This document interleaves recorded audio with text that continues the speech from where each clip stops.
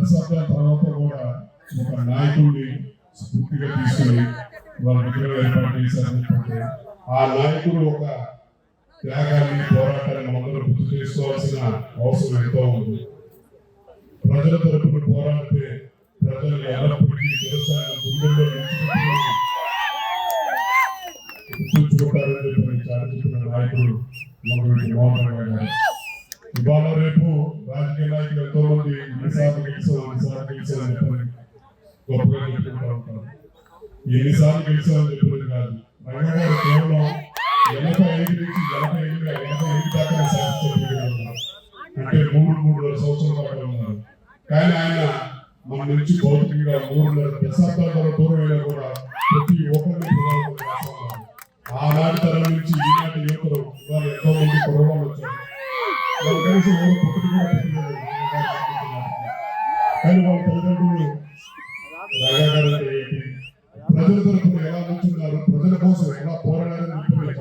కాబట్టి ఆనాటి తరం నుంచి యువకులు రాజాగారు ఎంతో ఆదర్శంగా తీసుకుంటూ ఉన్నారు. ఇవాళ ఆ ఆదర్శాన్ని అభిమానాన్ని ఈ గ్రామంలో రాష్ట్ర విగ్రహం ఏర్పాటు చేశారు.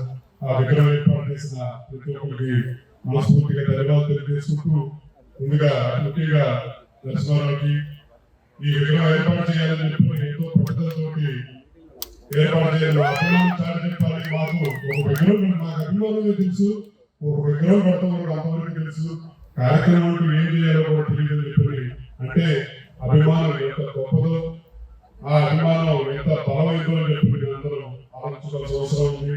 అలాంటి నాయకుడిని ఆదర్శంగా మనందరం తీసుకుందాం. భావితరానికి స్ఫూర్తిగా నిలిచిన నాయకుడి పేరు ఎల్లప్పటికీ చరిత్రలో నిలిచిపోతుంది.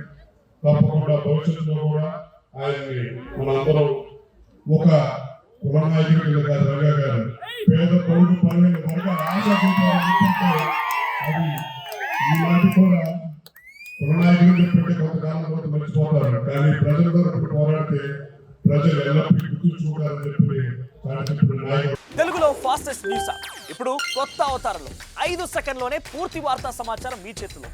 సోషల్ మీడియా ట్రెండ్స్ మీ కళ్ళ ముందుకే live TV and voice search options తో ఇప్పుడే డౌన్లోడ్ చేయండి. యాప్ లింక్ డిస్క్రిప్షన్ లో ఉంది.